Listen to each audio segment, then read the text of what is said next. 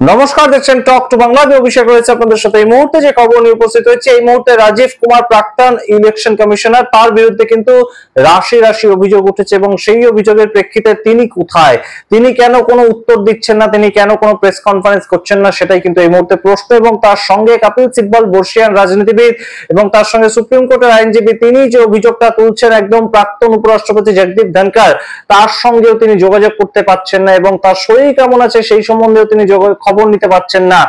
এই অভিযোগ কিন্তু এই মুহূর্তে বেশ খানিকটা তাৎপর্যপূর্ণ। তার কারণ এই মুহূর্তে কিন্তু এই দুজন সবচেয়ে গুরুত্বপূর্ণ আলোচনার কেন্দ্রবিন্দুতে উঠে আসছেন। গত 21শে জুলাই যদি জগদীপ ধনখড় তিনি একদম তার পদ থেকে রিজাইন করেন, তার আগেই কিন্তু একদম রাজীব কুমার, জ্ঞানেশ কুমারকে তার দায়িত্ব বুঝিয়ে দিয়ে তিনি সরে গিয়েছেন। কিন্তু যেটা সবচেয়ে গুরুত্বপূর্ণ বিষয়, এই মুহূর্তে রাহুল গান্ধী গত 7ই আগস্ট যে কটা অভিযোগ করেছেন সেটা কিন্তু রাজীব কুমারকে একদম কেন্দ্র করে, এবং সেই সময় ইলেকশন কমিশনার ছিলেন দেশে রাজীব কুমার। সুতরাং রাজীব কুমারের এই মুহূর্তে বক্তব্য রাখাটা অত্যন্ত তাৎপর্যপূর্ণ। কিন্তু রাজীব কুমার কোথায় আছেন সেটা এখনো পর্যন্ত জানা যাচ্ছে না। সেই নিয়ে সমস্ত প্রতিবেদন এই মুহূর্তে গুরুত্বপূর্ণ।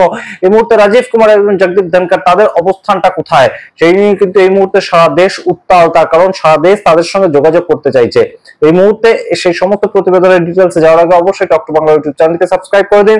এই ভিডিও শেষ অবধি দেখুন, স্কিপ না করে। আপনারা যারা, রাজীব কুমার কিন্তু এর আগে বহুবার উঠে এসেছেন যে রাজীব কুমারের সঙ্গে ভারতীয় জনতা পার্টি, তাদের সম্পর্ক অত্যন্ত গাঢ়, এবং সেই জায়গা থেকেই কিন্তু রাজীব কুমার প্রাক্তন যে ইলেকশন কমিশনার হিসেবে বেশ খানিকটা কিন্তু একদম পক্ষপাতদুষ্ট আচরণ করেছেন, এইরকম অভিযোগ উঠেছে বারংবার। কিন্তু তার পরবর্তীতে জ্ঞানেশ কুমার আসেন ইলেকশন কমিশনার হয়ে, কিন্তু তারপর থেকে রাজীব কুমারের আর কোনো ধরনের কোনো একদম ঠিকানা পাওয়া যায়নি। কোথায় আছেন এই মুহূর্তে রাজীব কুমার, সেটা কিন্তু প্রশ্ন। কিন্তু এই মুহূর্তে গত 7ই আগস্টের পর থেকে যার বিরুদ্ধে এত অভিযোগ উঠছে, সেই রাজীব কুমার কোথায় আছেন সেটা কিন্তু অত্যন্ত তাৎপর্যপূর্ণ একটা প্রশ্ন হয়ে দাঁড়িয়েছে বইকে।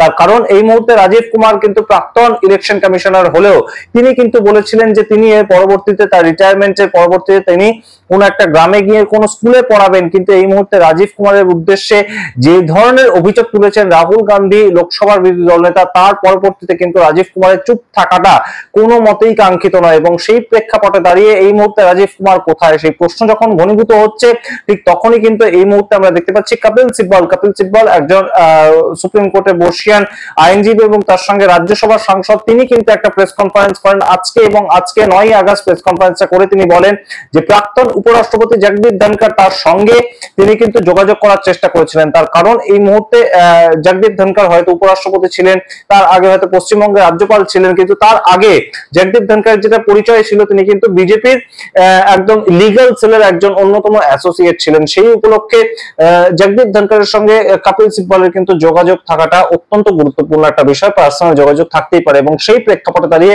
জগদীপ ধনখড়ের সঙ্গে কোনো মতেই কিন্তু যোগাযোগ করতে পারছেন না কপিল সিব্বল, এবং তিনি যোগাযোগ করতে চেষ্টা করলে সেই অবস্থায় কপিল সিব্বল কিন্তু জানিয়েছেন যে আপাতত জগদীপ ধনখড় রেস্ট করছেন এবং তিনি কথা বলার মতন অবস্থায় নেই। কি হলো হঠাৎ করে জগদীপ ধনখড়ের, কি বলছেন কপিল সিব্বল, আগে আপনারা শুনুন, তারপর আসছে এই নিয়ে বিস্তারিত। लापता उपराष्ट्रपति का ये तो पहली बार सुना। अभी हमारे उपराष्ट्रपति थे और जिस तरह से उन्होंने सरकार की रक्षा की जब से वो उपराष्ट्रपति बने, अब लगता है कि विपक्ष को उनकी सुरक्षा करनी पड़ेगी।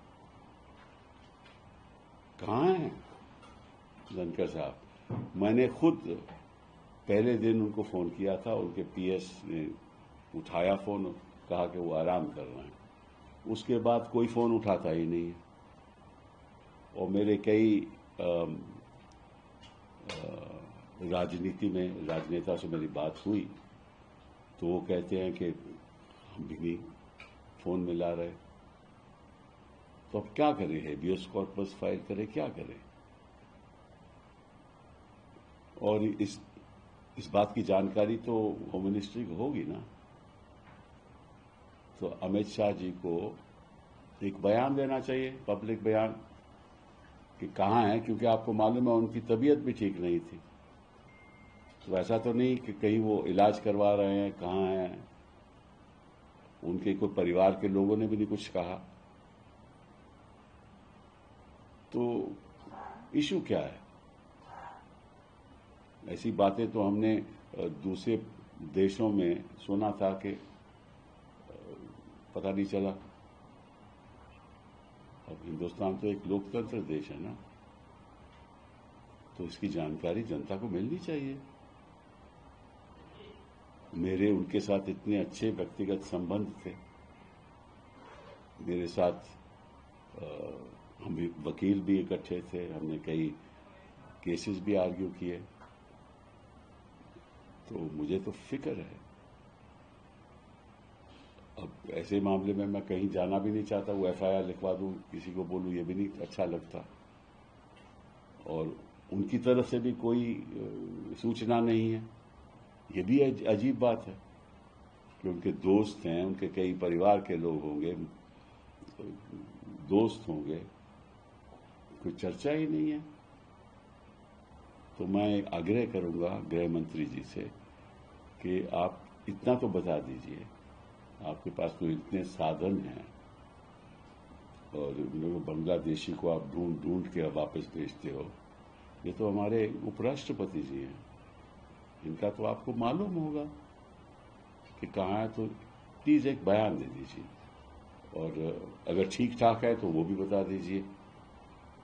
আপনারা শুনলেন জগদীপ ধনখড় এই মুহূর্তে কিন্তু রেস্ট করছে, তেমনই জানালেন কপিল সিব্বল। কিন্তু কি এমন পরিস্থিতি তৈরি হলো যে ভারতীয় জনতা পার্টির পক্ষ থেকে একদম সরাসরি জগদীপ ধনখড় সরে গেলেন, এবং শুধু সরে গেলেন তাই নয়, একদম রীতিমতন কিন্তু তিনি একটা দূরত্ব মেনটেন করছেন। এই মুহূর্তে কোনো মতেই প্রকাশ্যে আসতে চাইছেন না, তার মনের মধ্যে যে কথা আছে, তার মনের মধ্যে হয়তো কোনো অভিমান জমে আছে, সেটা তিনি বলতে চাইছেন না। জগদীপ ধনখড়ের হলোটা কি, এই প্রশ্ন যখন উঠছে, ঠিক সেই মুহূর্তে রাজীব কুমারের বিরুদ্ধে যে সমস্ত অভিযোগগুলো রাহুল গান্ধী লোকসভার বিরোধী দলনেতা হিসেবে তিনি আনছেন, নিজেকে একদম স্বচ্ছ ভাবমূর্তির প্রতীক হিসেবে প্রতিষ্ঠা করতেও কোনো মতেই কিন্তু সামনে আসছেন না রাজীব কুমার। সম্পূর্ণটাই কিন্তু এখনো পর্যন্ত আমরা দেখতে পাচ্ছি যে ইলেকশন কমিশন অফ ইন্ডিয়া তাদের তরফ থেকে কোনো প্রেস কনফারেন্স করা হয়নি। শুধু তাই নয়, রাজীব কুমার পার্সোনালিও তার ফেসবুক বা এক্স হ্যান্ডেল অ্যাকাউন্ট কোনো জায়গায় কোনো লাইভ করতে পারতেন, সেরকমও কিন্তু কিচ্ছু করেননি রাজীব কুমার।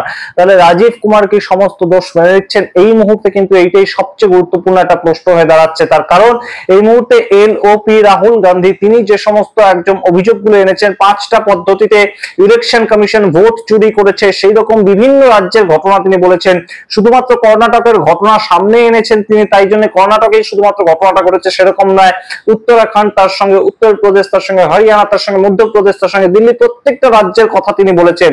এবং সেই সমস্ত জায়গায় যে ভোট চুরি হয়েছে সেটা ইলেকশন কমিশন জানতো, এমন অভিযোগ করেছেন রাহুল গান্ধী। এবং আইএনডিআই জোটের সমস্ত দল তার এই প্রেক্ষিতে কিন্তু রাহুল গান্ধীর পাশে দাঁড়াচ্ছে। এবং আমরা সেই মতন জানি যে 11ই আগস্ট একদম রীতিমতন ইলেকশন কমিশন অফ ইন্ডিয়া তাদের দপ্তর ঘেরাও করবেন আইএনডিআই জোটের সাংসদরা, এবং সেই প্রেক্ষিতে এই মুহূর্তে রাজীব কুমারের মুখ খোলাটা অত্যন্ত তাৎপর্যপূর্ণ। কিন্তু রাজীব কুমার কোথায় এই মুহূর্তে সেটাই জানা যাচ্ছে না। এবং এই মুহূর্তে প্রাক্তন যে উপরাষ্ট্রপতি জগদীপ ধনখড় তিনি এই মুহূর্তে কোথায় অজ্ঞাতবাসে চলে গেছেন সেটাও কিন্তু জানা যাচ্ছে না। সুতরাং বুঝতেই পারছেন আপনারা, এই মুহূর্তে রাজীব কুমার এবং একদম সরাসরি জগদীপ ধনখড় তাদের দুজনের যে অজ্ঞাতবাস, সেটা নিয়ে কিন্তু মানুষের মধ্যে, জনসাধারণের মধ্যে, দেশবাসীর মধ্যে একদম উত্তেজনা তৈরি হচ্ছে রীতিমতো। আপনারা কিন্তু বুঝতেই পারছেন যে এই মুহূর্তে এই দুজনের প্রকাশ্যে আসা এবং তাদের বিভিন্ন কথা বলা, তাদের মধ্যে নিজেদের যে জমানো কথা সেটা বলা, এবং তাদের নিজেদেরকে নির্দোষ প্রমাণ করা, সেটা কিন্তু অত্যন্ত গুরুত্বপূর্ণ। কিন্তু কোনো মতেই কিন্তু তারা দুজন প্রকাশ্যে আসছেন না। তারা কোথায় এই মুহূর্তে, আপনারা কি মনে করেন অবশ্যই কমেন্ট বক্সে কমেন্ট করে জানান।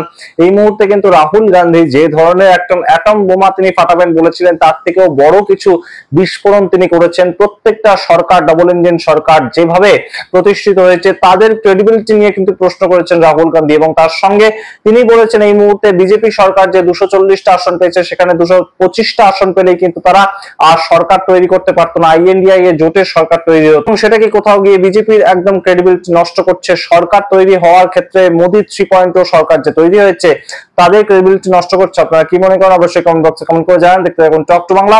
অবশ্যই টক টু বাংলা ইউটিউব চ্যানেলটিকে সাবস্ক্রাইব করে দিন। ধন্যবাদ।